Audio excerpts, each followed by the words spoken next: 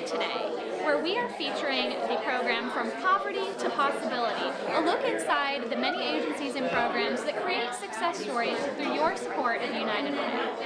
I'm Greg Milby. I'm with Quixie. I am chairing the campaign this year, and that's what happened, about an inch and a half of my hair already. There are a lot of things. Thank you. We'll find out whenever I have to kiss a cow in the front yard. I don't know how this stuff happens, but first of all, as I look around the room when I got here, we talk about a powerhouse. You know, this house is a lot of power. It does a lot of great things in this community. And I look in this room right now, there's a lot of power. And when I mean power, I mean good in our community. And I just thank you for what you do. I've told my wife numerous times that when we moved down here, I see what people, I really wanted to be able to be a part of something. And man, you guys make it hard to really be noticed and be a part of the community, because you guys are everywhere. Carl Slope, I mean, seriously, everywhere. I always have to pick on Carl a little bit, but seriously, you guys are great. Daisies, yes. I mean, I've sat in his lap and made him spend $500 for daisies. and he still talks to me over that. But thank you for being who you are and what you do for United Way and what you do for our community. And again, I appreciate your support, and the United Way, they just do some amazing work. And without you guys, what they do on a day-to-day basis is just not physically possible. So thank you. All right, and eat some more shrimp. Megan? But thank you, Greg. He's just doing a wonderful job as our campaign chair this year for United Way. And we are so grateful to have you in what we still continue to see as the community's home, because United Way belongs to the community, and that's what this wonderful space is here to reflect upon. For those of you who maybe have heard about the Tocqueville Society, what that is there's folks in the room who could give a much better description than I could, but really a local group of philanthropists that started here as a model from other United Ways that's named after the French philosopher Alexis de Tocqueville. And he came to America and was so amazed by that spirit of willingness to work together, willingness to pick up people who fell through the cracks in other systems, and was amazed by this really cornerstone of the American spirit that made us very different from the society that he left in France. So locally, our Tocqueville Society has grown over the last few years, had 11 members last year of different households, and many of those are in the room tonight. And we have an opportunity we'd like to recognize you later in the program this evening. But Tocqueville is our highest level of giving, but it is also the basis, the cornerstone of everything we do, because that revenue is so valuable, and we're able to stretch that, as you'll see tonight, in so many different ways. If a $10,000 membership in that society, it is a huge, I'm glad we have folks with medical backgrounds in the building, because it makes me kind of want to, a little dizzy to think about. But we have a lot of different options that can also gradually step folks into that type of giving plan. We just want to have that opportunity to talk with you about how we could fit in your philanthropic portfolio to do the things that you're going to see tonight, to create the success stories and to change the lives that are real stories that you'll be able to have the privilege of seeing. So without further ado, we'll let you all grab some food. But first, if you have not grabbed a card already, if you're teaming up as a couple and you want to share a new identity, that's fine. But everybody who joined us tonight, we ask that you take a card. And if you have not done so already, if you don't mind to raise your hand, we'll make sure to get one to you. We will give you an opportunity to learn about a client of a funded program. And that card is something, if you want to take a moment before we release as a group, to look and learn about the client or this new identity that you're taking on tonight. You will have a tour guide based on the agency or program that is represented on your card. You will have a tour guide who will take you to every room in the house, except we'll skip. For housekeeping items, we've got some restrooms down here and upstairs. But in all the other spaces, there will be somebody that can share that personal United Way story and explain how their services and how their programs change lives in folks in situations just like what you see on your card.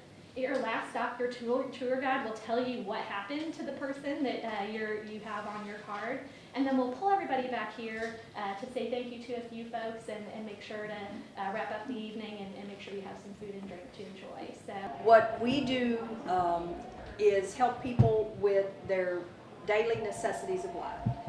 We help them with food, we help them with clothing, we help them with their utility bills. But the main thing that we try to do is get these folks to see that there's another way to live your life, and that is to get in the workforce. And in order to do that, we have a program whereby I go out and talk to the temp agencies, to the manufacturing companies, to the Bluegrass Cellular, to anyone that will give us a little bit of their time, and we try to get these people a hand up as opposed to just giving them a handout. Now, about 3 years ago, we started with United Way actually saying this is something that we want to focus on. We want to help these people learn how to be self-sufficient. So in order to do that, you have to get them work. And when people come to us, a lot of times they're in dire straits, and the only thing they see are their feet in the floor. They don't know that there's anything else out there for them. So if I can send them to Matulsa through Crown, if I can send them down to AGC through one of the other temp agencies, through Express or through TLC or through some of the agencies, and let them know in advance, these people are coming, can you give them a little extra look? They're willing to do that. What we do for them with our funding from United Way is we give them money for work clothes. We don't give them money, let me rephrase that. We give them a voucher so they can go and get a pair of steel-toed boots, because you have to have that to go to work in these factories. We give them uniform clothes. We give them gas money so they can get to and from work for the first week, because that's a barrier. That's a barrier to their success of being able to get employed. This is a van that is the simulation of a family living in it. One thing that people don't realize is one of the most common lengths of time that people are homeless is 4 a day. And it can be as easy as just missing one paycheck or one unexpected medical bill that has a family sleeping in their van at night. So recognizing that that is a need, that is something that we at the United Way and with all of our partner agencies are working to address here in E-Town. And while we're still at the ground floor of it, the good news is we have a lot of dedicated people who are really working to try and make sure that this doesn't have to happen. We've started with Sue Ann Taylor at St. Vincent de Paul. She has done a great job getting the Room at the Inn model implemented here in Elizabethtown starting December 1st through February 28th. There will be a place to stay at a church for anybody who needs it, so that way nobody has to spend a night like this in the cold. That is our short-term goals. Luckily, Ms. Taylor's done a great job of making sure those are met. And myself and the rest of the members of the coalition and other agency heads and partners of the community, we're working on long-term goals so that way we can solve the problem at the source instead of just making sure that they have a place to stay in the winter, that's not a need that they would have at any amount of the year. The story that I really like to tell, and I think it personifies what we do, is it's about this volunteer who was appointed to this little boy, and he was 8 years old, and he was in 3rd grade, but he was reading on a pre-K level. Well, he was reading on a pre-K level because he did 23 school placements at only 8 years old, because he was going from relative to relative for his placement.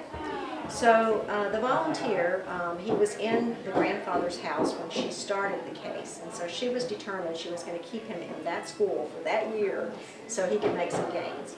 Well, there was a problem with the grandfather's placement because the grandfather was a veteran and had PTSD, so he had episodes. So the volunteer happened to be a mental health professional at Fort Knox. And she knew a lot about PTSD. She treats soldiers with PTSD. So she was able to help him get the services he needed, targeted services, to stabilize the placement for the little boy. So then the next issue was to the little boy, she said, "Where would you like to live?" And he said, "I'd like to live with my dad. My mom is on drugs and she's not going to get off the drugs." 8 years old, he already knew this. So the volunteer helped the dad, who had completed his case plan but hadn't turned in all of his paperwork. So the volunteer helped the dad get all the paperwork together, finish up things that he hadn't completed yet, helped connect him with those services. And at the end of the day, the little boy, at the end of the 2 years, the little boy went home with his dad. Spring Haven serves 8 counties, including Fort Knox. We do many services. When victims come to our shelter, we provide safety. Of course, we have monitors inside as well as outside the shelter, 24-hour crisis line, and there's always somebody there. So we provide clothing, we provide their food, their needs, their medical if they need it, transportation, which is somewhat limited, but we do what we can. We provide legal advocacy, and yeah, we do groups. So there's a lot of things that we do for them, and just on a daily basis, you know, there's what anyone would need on a daily basis times 25. You know, you can imagine, you know, the food and just toiletries, things that they need. So we have 25 beds, and that's not enough for 8 counties that we serve, but that is what we do have. So. Okay.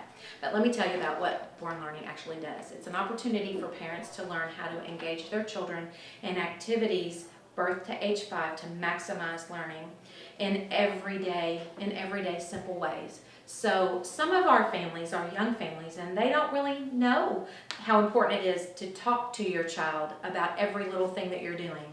While you're making dinner, to talk to them about what you're doing. While you're driving in the car, oh, do you see that over there? What color is that? You know, talk to your child about every little thing, and engage them when you're in the grocery store. Engage them when you're mating and sorting socks and doing laundry, those kinds of things. Some of our young families, you know, they don't think to do that. And then I had a mom who is an experienced mom who, very intelligent lady, college educated, she came to support us and ended up saying, you know, thank you for the reminder. I realized how much I was overdoing for my youngest one because it was faster for me to just do it myself. So some of those lessons that families are learning with us. So a Born Learning Academy night looks like coming into a table where there are conversation starters and books on the table for them to get engaged while everybody's having a seat. Then we have a free meal every night that we have Born Learning. It's once a month. And we use some of our grant money that we get for that. We got a $6,000 grant last year and a $3,000 grant this year. And we have 6 Born Learning sessions and then a graduation. And we hire 2 staff members, the rest are volunteer. We hire 2 staff members to help with childcare. Because after the meal, where we all sit down and we have a conversation with the families, everybody who's there, all the volunteers sit with them and have conversation, and model conversation for them. Then we break off into groups where the babies go in one room and the preschoolers go in another room for a lesson. They do lessons with our hired staff and our high school students that come from North Hardin's early childhood program, where they're learning about how to be a teacher if they're interested in being a teacher or a child care provider. They learn about strategy. So they volunteer in those classrooms to help. And then for kids that are older than kindergarten age, we open up our computer lab so they can work on programs that they would use at their school, so that families can engage all of their children in some way while they're learning themselves. So we have sessions on how to read with your child, how to maximize your opportunities out in the community, at home, on the go, in the car. Then also on nutrition, and we try to model that in the meals that we prepare, knowing that they're going to eat chicken nuggets, but let's put a salad with it and some fruit. So just trying to help them make those, model for them the kinds of choices we would like for them to make. And all the while encouraging them to read, and talk with their child, because those 2 things right there, if they simply do that, will help to make such a difference, because that vocabulary piece is huge. The more a child's read to, the more successful they'll be in school and ready they'll be for school. Martha's a full-time student when I met her. She still is. She'll graduate in December, and this is her textbook and an example of the laptop she uses to do her work. She's a 48-year-old mother and wife, and she was not feeling well for some period of time when we met her. Vague symptoms, mostly tired, short of breath, fatigue, couldn't get enough rest. Family and friends were aware of what was going on, but she just kept plugging along and taking care of everybody else instead of herself. She had high blood pressure that was not being treated, and a friend of hers gave her a card and told her, would you please go to the doctor? Something's going to happen to you. You're going to have a stroke or a heart attack, and your family needs you. And inside that card, she put enough money for her to go to the doctor one time. So she gets to the doctor, And the reason she didn't have insurance, her husband had it through his employer, but she couldn't afford to add herself to the plan, and she could not purchase it on the exchange because she had the option of the employer paid insurance. So her son was on K-ship and he was covered. She takes the money feeling obligated, goes to the doctor, gets the doctor to see her, cash pay, and she goes and sees him and he says, there's some things we need to do. And she's just thinking, please just give me a pill, let me get on my way. I've got a family, I've got work to do. So he wants to do an EKG, he wants to do some lab work, and he wants to do a stress test and a mammogram and all this stuff, and she smiles at him and she shakes his hand and says, thank you for meeting me. And she walks out to her car and she sat there and she cried in his parking lot. So she was just thinking to herself, you know, my friend gave me the money to get here to begin with. How in the world am I going to do this? How am I going to get those tests? So for some reason, and I know the reason, she left his parking lot, or that doctor's parking lot, and went down the back way of East Memorial Drive, where she saw a sign that had been renovated by a Project United team and a United Way of Central Kentucky Project United team, and it said Community Health Clinic. And she stopped in the road. And she said, do you think? No. We work, they can't help us. But I'm going in. So she goes in and she meets the one employee that's on duty because everybody else is part-time. And she talks to her and she tells her what's going on. And Maureen tells her what she needs to be screened. We need this documentation, this, and this. And come in, bring it to us. Once we make sure that you qualify, I think we can help you. And she said, you've got to be kidding. She's still crying. You've got to be kidding. You can help me. So she leaves. She gets scheduled to see providers, volunteer providers, Beth Morrow, medical staff of Hardin Memorial Health, Dr. Zoller, and that, we met her in May. That was in May of 2015. The clinic, they ordered her some medications, and if you look at the prices on these medications, some are affordable, some are not.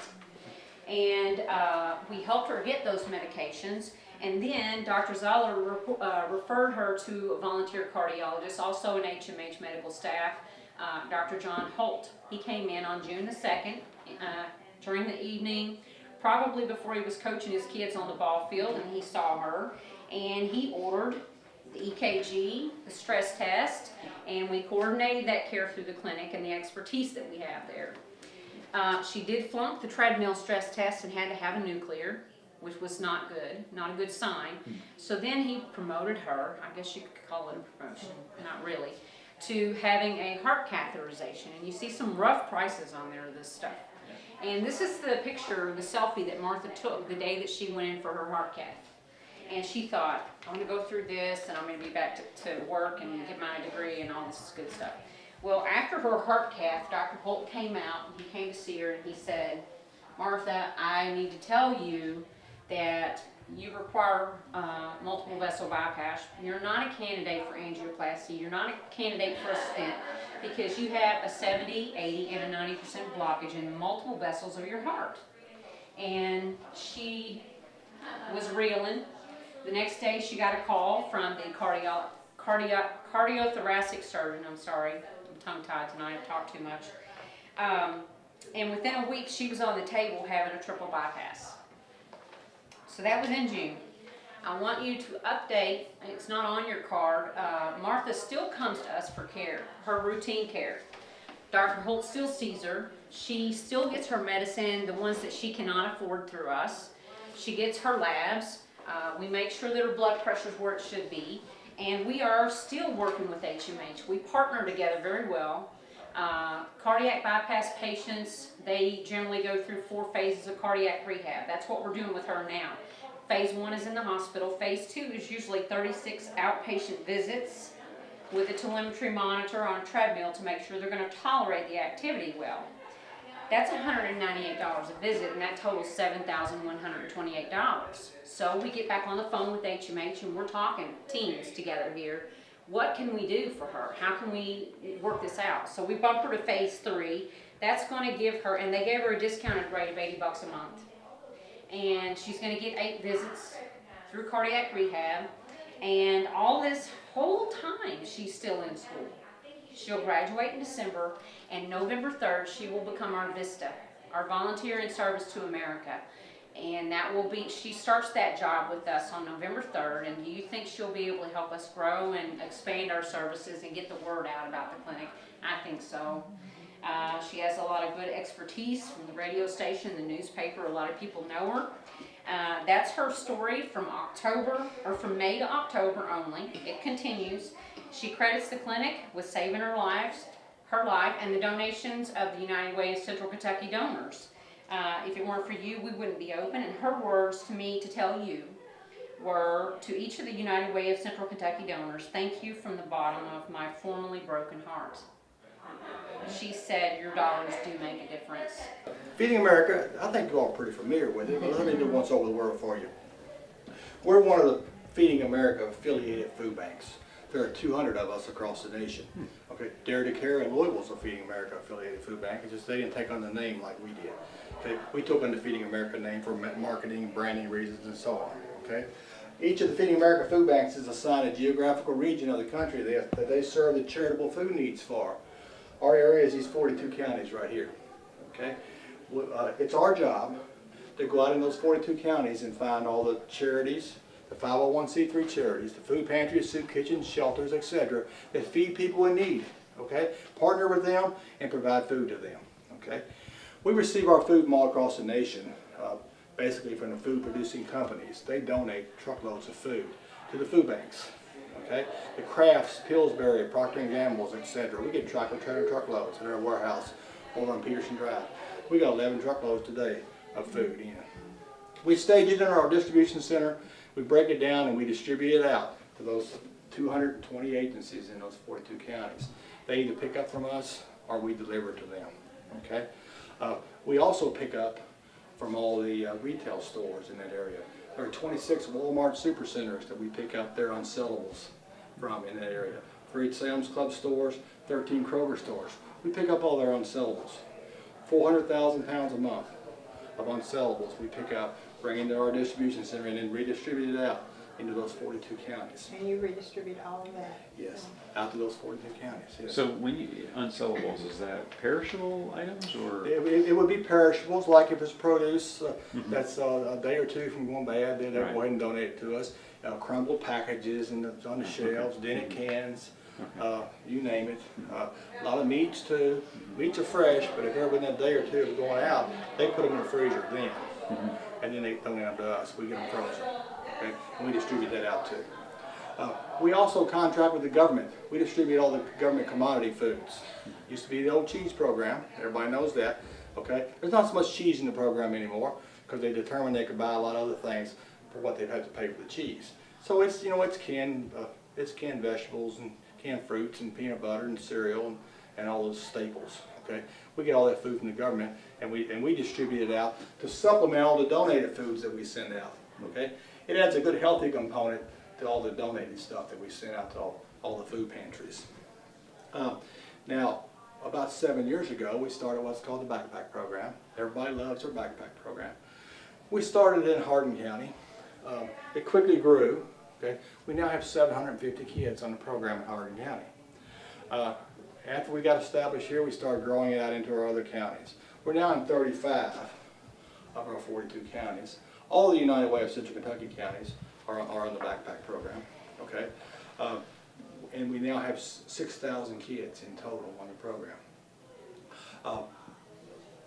What happens in the program is on Friday afternoon, teachers will insert a bag of food into the backpack of the child that's been identified to need to be on the program. Okay, people often ask me how are the kids identified. I said, the teachers identify them, the family resource coordinators identify them. We don't. They know who the kids are that need to help.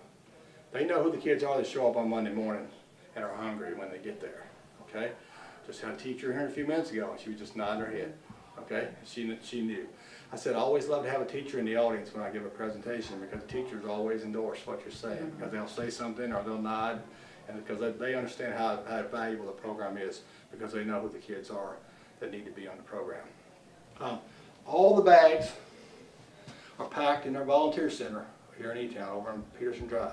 So for 6,000 kids on the program, 4 Friday afternoons or 5 Friday afternoons in the school year, we pack between 24 and 30,000 bags a month over there, every one of those bags. In a grocery bag, volunteers come in and they go down the line. They start off with an ingredient label because everything has to have ingredients on it, and things that are not ingredient, you go on a printed label that we put together, throw in the bag, and we start putting the stuff in there. We always put a vegetable for the kids. We'll put a protein, that's ravioli. We put a cereal usually, or oatmeal, or both, that's oatmeal. Some milk to go along with that, shelf-stable milk. Some peanut butter, this is peanut butter, along with that some graham crackers or something to eat with the peanut butter, a fruit, okay, some fruit goes in it, maybe some juice, a pudding, okay, granola bars, mac and cheese, some other things that we've repacked in the warehouse. This is a very economical program. We try to get by as inexpensively as possible because we got to pack 30,000 bags, so it can get very expensive. We put this bag together for $2.50.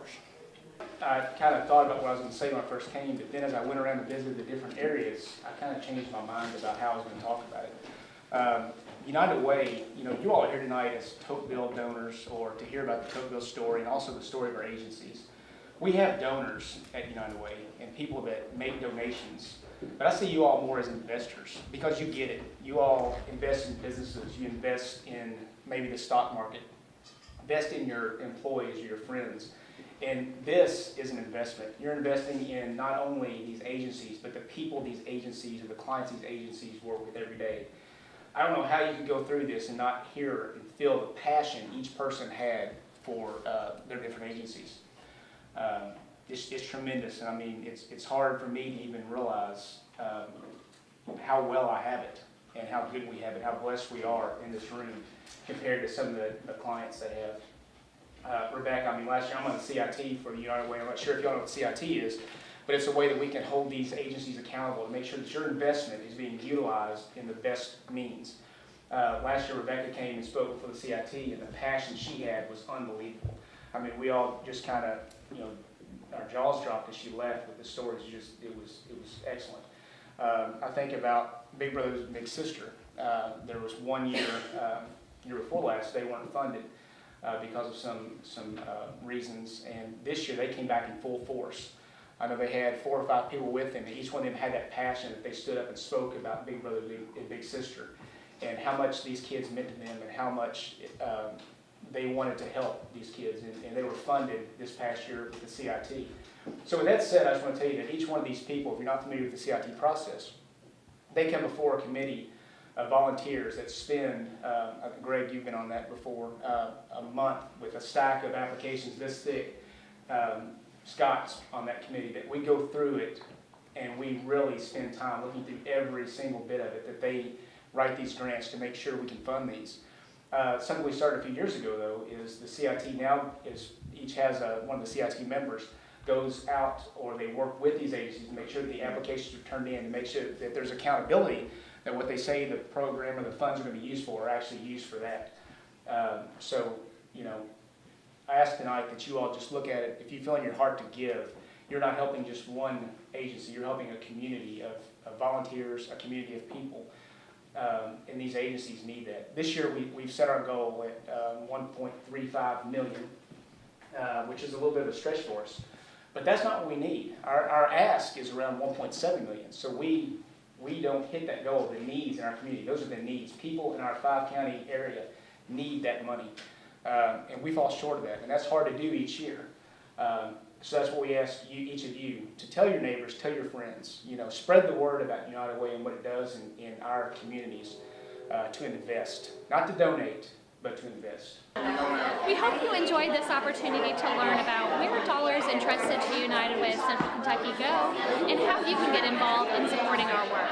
Feel free to visit our website, unitedwayck.org, or call 270-737-6608 if you'd like to join us in Living United by giving, advocating, or volunteering.